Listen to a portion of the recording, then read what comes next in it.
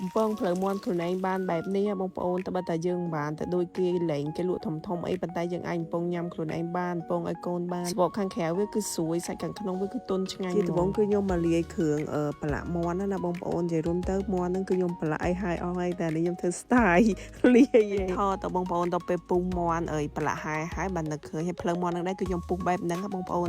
ហើយរូបមន្តខ្ញុំសរសេរដាក់លើហ្នឹងឯងបងប្អូនអាចមើលតាមរូបមន្តហើយយើងលេងលោកគ្រឿងផ្សំតាមប្រមាណសាច់មាន់ទៅយើងខ្ញុំក៏មកលាយម្សៅទុកជ្រលក់មាន់យកទៅបំពងបងប្អូនខ្ញុំដាក់ជាមួយនឹងពងមាន់ហ្នឹង3គ្រាប់ហើយម្សៅបំពងស្រួយយើងហ្នឹងមកវែកបន្ថែមទឹកបន្តិចកូរឲ្យវាចេញល្បាយដូចខ្ញុំអញ្ចឹងមកបងប្អូនយើងទុកម្ល៉េះសិនទៅហើយបន្ទាប់មកក៏ខ្ញុំចាប់ផ្ដើមមកលាយជាមួយនឹងម្សៅដែលយើងយកមកជ្រលក់ជាមួយមាន់ដើម្បីទៅបំពងឲ្យស្រួយបងប្អូនខ្ញុំដាក់ម្សៅបំពងស្រួយហ្នឹងពីរវែកពេញម្សៅអង្គខ្សាយមកវែកជាមួយនឹងម្សៅឆាខ្ញុំដាក់កន្លះវែកហើយបន្ថែមអំបិលបន្តិចដែរកូរចូលគ្នាបន្ទាប់មកក៏ចាប់ផ្ដើមជ្រលក់មាន់យកទៅបំពងឲ្យមាន់យើងដែរហ្នឹងគឺទុកឲ្យបាន20នាទីបងប្អូនខ្ញុំភ្លេចបញ្ជាក់គឺយើង